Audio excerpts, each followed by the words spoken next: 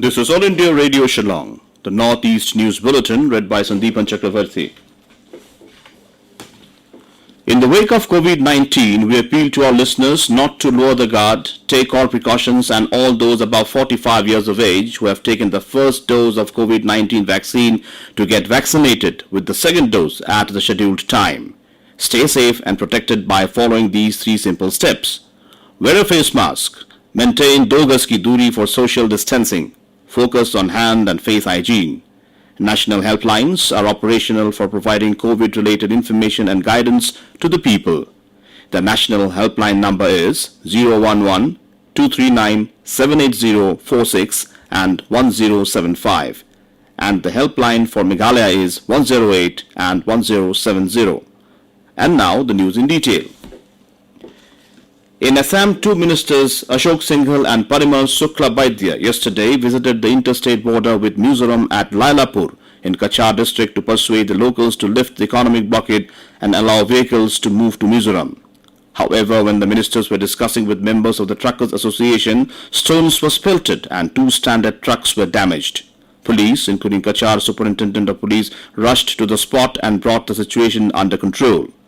The ministers, along with the Deputy Commissioner, SP and other senior officials of the Cachar held talks with the locals and urged them to withdraw the economic blockade in order to create an atmosphere which will pave the way for restoration of peace.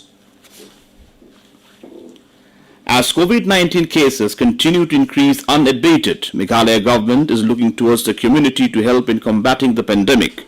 After a meeting with all the Deputy Commissioners yesterday, Health Minister Preston Tensong asked them to hold consultative meetings with the head of villages and localities and work jointly at the grassroots level to decrease the rate of transmission. The minister informed that the government will invest to ramp up oxygen supply and ICU beds. Meanwhile, Meghalaya reported 524 fresh COVID-19 cases and 7 deaths yesterday, while 709 people have recovered. The number of deaths due to COVID-19 is 1,154 and the state has 5,323 active cases. In Manipur, the state cabinet has expressed its gratitude to the central government for deputing a multidisciplinary expert team on COVID-19 to the state. The state cabinet also reviewed the 21-day curfew imposed to control the transmission. To maintain the balance between livelihood and economic activities, curfew will discontinue but micro-containment zone approach will be adopted. Gram panchayats, village authorities, local club will be fully involved in ensuring strict micro-containment zones and isolation of fresh positive cases.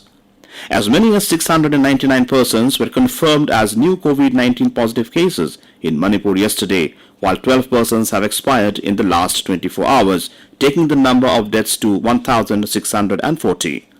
Meanwhile, 908 COVID-19 patients were discharged during the period. Active cases stands at 8,146. In Assam, 50,000 Divyangas were administered COVID-19 vaccine. Talking to AIR, Director of Social Welfare Department Bibhash Modi said that the target vaccinate 50,000 Divyangas have been completed. Mr. Modi, despite completing the target in stipulated time, vaccination for differently abled persons is going on.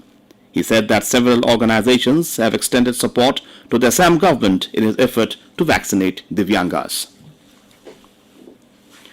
The Meghalaya government has decided to enhance the facilities covered under the Megha Health Insurance Scheme.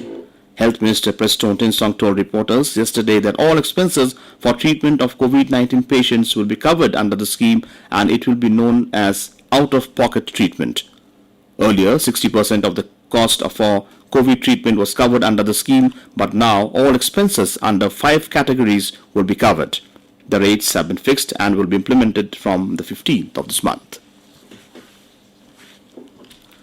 The 7th National Handloom Day was celebrated across the country yesterday. In Manipur, the Directorate of Handloom and Textiles celebrated the day at Imphal, where State Minister for Textiles, Commerce and Industry launched an e-Texmanipur. He said that this will help bring all textile-related activities under one electronic platform, from the supply of machinery to marketing and sale of textile-related products. Olympic silver medalist and Padma Shri awardee Saikom Mirabai Chanu was also felicitated. State awards to 5 handicrafts artisans and 2 handloom weavers were conferred with 1 lakh rupees each along with citation and a shawl. Financial support of 4,40,000 rupees each was also given to 3 state awardees to promote their products. And with that, we end the Northeast News Bulletin from All India Radio Shillong. Have a nice day.